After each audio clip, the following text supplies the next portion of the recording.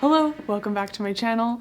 We really don't make pants often around here, but I'm trying to change that. In the last video, I showed you two methods to draft your own perfect fit pants. I test drove them on some soft knit shorts, which is kind of cheating because when it's a stretchy material, there's a little give for the small mistakes you might make. But today, we're going to make pants that are firm fabric. I took a deep dive into the world of maternity wear and tried to figure out the techniques or styles that work best for being versatile throughout all the body changes and overalls. They're like the pulley of the pants world. Whatever's going on, you just change the strap length and the rest of it changes with it. It's like kind of amazing. This is the inspo that I chose from all my research, and it was advertised as post-bump friendly. I have this dead stock corduroy fabric that I bought. I already used it last year in a really fun puffy jacket tutorial. Can I still wear that jacket? I'm gonna go find it. Some of you may remember this lovely sleeved jacket with her little bubble tea cuffs. I think I have just enough corduroy material left to make the pants. Oh no, I already can't button this up. All right, me and this jacket might have to reunite at a later time. These are the front and back pieces I drafted in my last video following a blog. I'll put a link in the description because you can draft your own pants pattern for free. And then these are the extra pattern pieces that Julia helped me draft just to take the pants pattern into the overalls zone. And even though the corduroy fabric was dead stock, it was still kind of pricey. So I think I'm gonna have to sew a mock-up. Okay, I recently took these curtains that were too long and cut off the excess. Still haven't hemmed them, but maybe this is our opportunity to have a Sound of Music making clothes from curtains moment. Always dreamed of one of those. I made them from the drapes that used to hang in my bedroom. Okay, really glad I did this mock-up. So we're going to make adjustments in the front, adding about 5 centimeters on both sides so that the hip flap cover can make it all the way around. I'm gonna lower the back by 10 centimeters. I feel like it just sits a little too high right now. That means also I should lengthen the straps by 10 centimeters so that they don't accidentally become too short. Legs, personal choice. I think I'm going to shorten them by 5 centimeters, and all of these adjustments are now cut into the corduroy.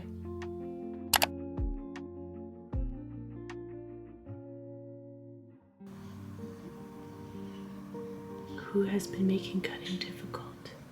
Super speedy tour. Here are the 2 front symmetrical pieces as well as their lining and 1 pocket that's going to go on the front. Down here I've got my 2 hip strips as well as the 2 hip flaps that are going to be holding the tack buttons to close the entire pants area. Over here I've got my 2 symmetrical back pieces as well as the 2 symmetrical back lining. The back gets 2 pockets, and the last thing are these 4 identical strap pieces to make the straps.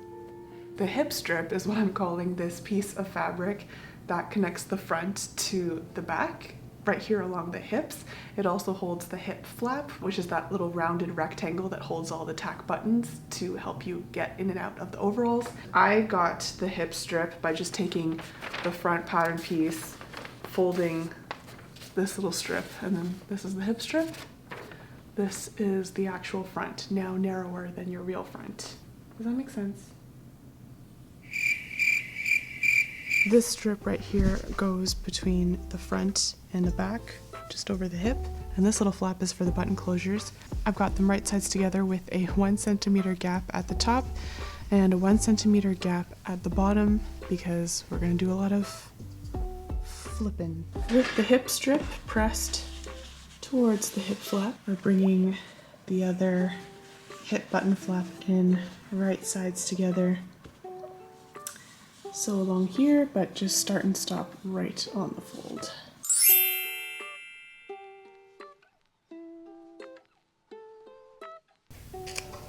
I'm just clipping these corners so they're easier to flip. Gonna flip and press. The top edge of the hip flap is pressed in 1 centimeter so that you can do this little extra ½ centimeter tuck in, sew it down with a straight stitch. That gets you this cute little skinny hem. at the top of the hip flap. And over here on the side, I cut a little bit in to free this up. This raw edge gets folded in, and you sew from the front a good old stitch in the ditch, hoping that you catch everything on your way through. These are some techniques I've not had to use in a really long time, / almost maybe never have.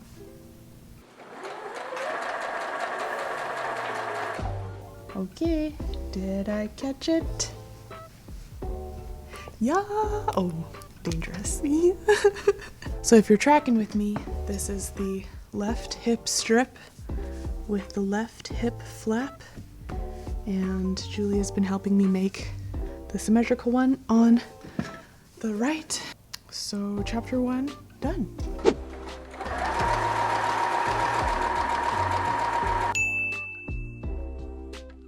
Mr. Hip Strip is joining with the front pant. I've got them pinned together along the bottom edge as the starting point to line everything up, and just sewing until I get to the hip flap here. I think this is right. This will form a complete front for one of my legs. Give me that overview, concisely, clearly. I'll probably Bringing in the right leg, which Julia has helped me put together. We're going right sides together down this center front seam.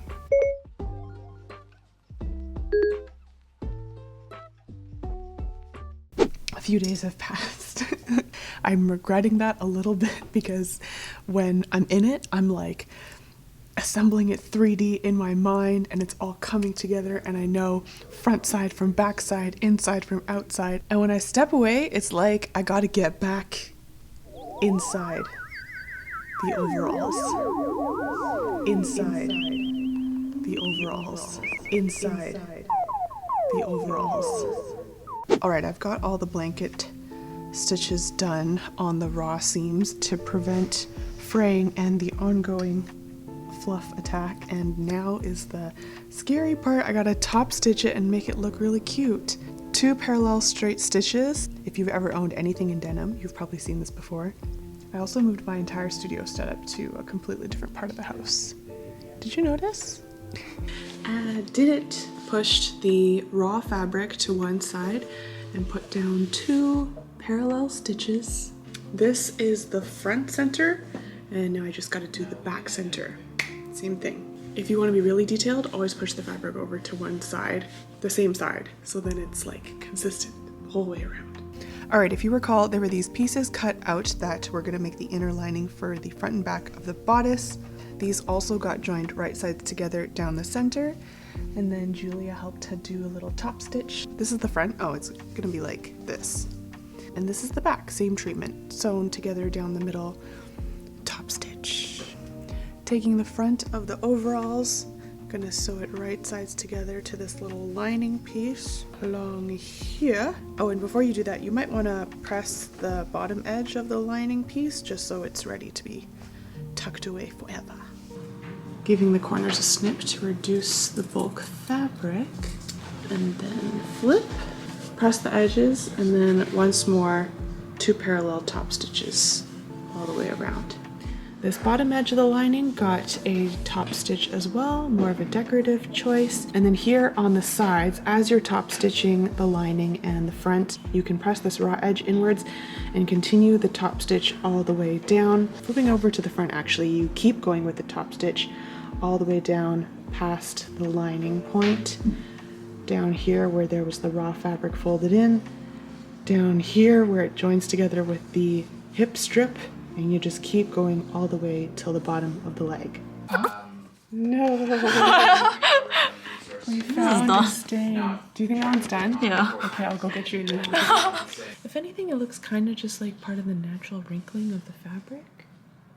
I don't know, you guys are gonna have to wait till the end to see if it becomes the one sore spot of these pants. With the back, very similar approach. Taking the little lining right sides together along the trapezoid with the back of the overalls, but before you just go ahead and sew this together with a straight stitch, we got the straps. The straps were just the long rectangles cut from the beginning, 4 in total, so that when you pair them up, you've got 2. Julia helped me sew them right sides together along the 2 outer sides, flip it inside out, and if you like, you can add some top stitch to help it look nice. We just did 2 parallel on the sides, but if you want it to be extra detailed, there's another world where like you could do a whole bunch of vertical stitches so that it has more of a, what is that word that I'm looking for? It just looks different. It all depends on what vibe you're going for. All you gotta do though is make sure the straps are the correct width for the hardware that you purchased. Do not go crazy on the straps until you know what hardware you're gonna be pairing it with. Also went ahead and did a blanket stitch on the bottom of the back lining just because we're not gonna top stitch it closed to look all cute. Never sure how much detail to go into when it comes to more of a design decision than like actually important to construction. Just treat top stitching as your freedom of expression area on these pants.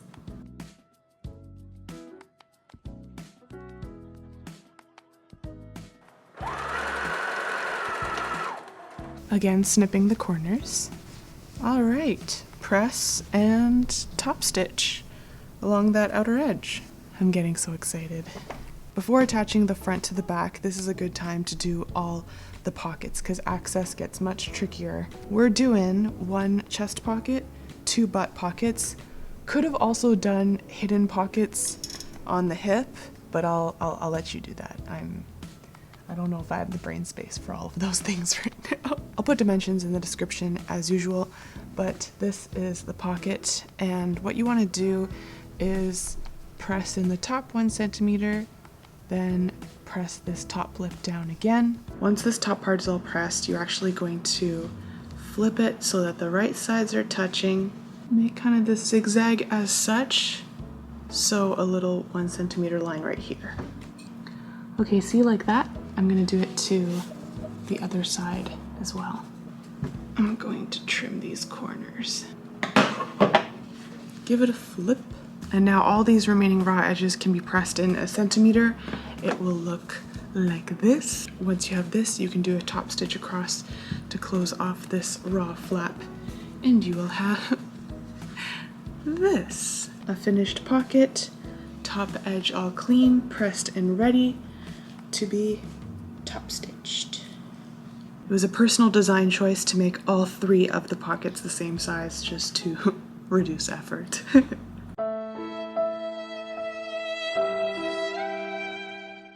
I'm pinning these pockets in as flat and symmetrically as possible, and ideally you want to start in one corner, go all the way around the far outer edge, then turn back in a rectangle shape and come all the way around for the inner stitch here.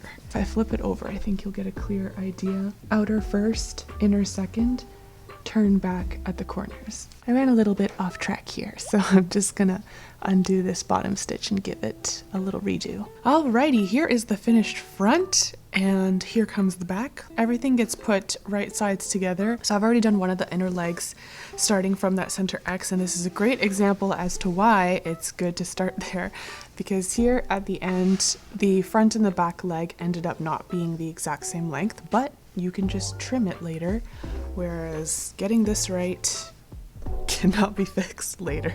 I'm gonna sew the other half of the inner leg now, and then the 2 side seams.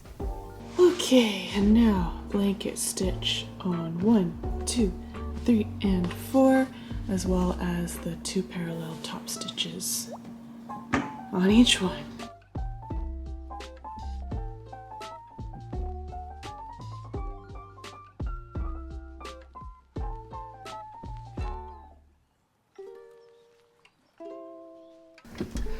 Okay, it's time for some hardware. I feel like this alone could have been its own video, especially provided how intimidating I find hardware, because it's like the last step, and this is where you could still mess it up real bad. There's these 2 clips which go in the front. These attach to the straps, and so do these, which allow the straps to be adjustable in length and is the entire key for how this is going to be post-maternity friendly. And the rest of what's in the bag are these stud buttons, I think they're called. Same type of button that you might see to provide front fly closure on a pair of pants. In this case, we're going to be using them on the hips and on the front. Each of these matches with one of these little pokey studs. Oh, and I gotta hem the legs of the pants. Okay, I'll do that now. That one's a little more straightforward. Procrastinating the hard stuff.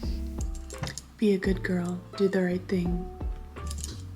Make a test buttonhole. This is the buttonhole foot. Ugh. This is the buttonhole foot for my machine. The way it works is you place your button inside this top cradle, and by adjusting it closed, now it will make a buttonhole that fits this button perfectly. The buttonholes will be going through 2 layers, so it's always good to mimic that as best you can. Looks about right. Seam rip it apart. Yay! This is still me procrastinating.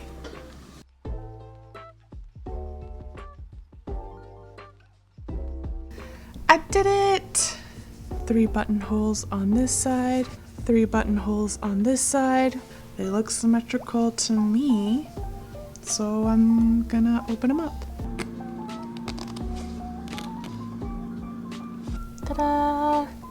Okay, from one stressful activity to another, I have tried my best to have this lay flat. It's not perfect, but I do think it's gonna work once I put it on. Remember, I am not a flat object. But basically, I arranged it in a position that was like how it was when I was trying it on, poked through the holes with the pencil, and that gives me these 3 little markings. Nothing to it but to do it. I'm gonna use my seam ripper to just do a little starter hole. Then with the little pokey stud, I'm gonna see if I can literally just push it on.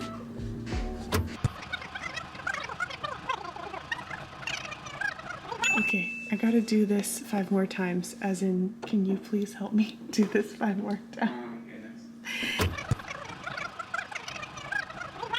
They look so good. Sakwa inspection. Oh, feedback. What do you think? Do you like the studs?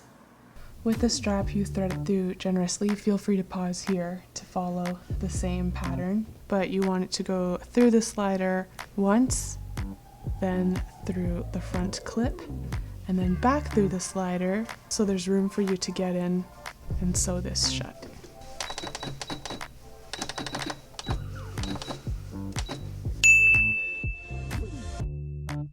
Whew, set up the backdrop. Time to show you how it looks. Mellow yellow clouds in the morning. Ready for the day, hear it calling. Catch your breath before you falling.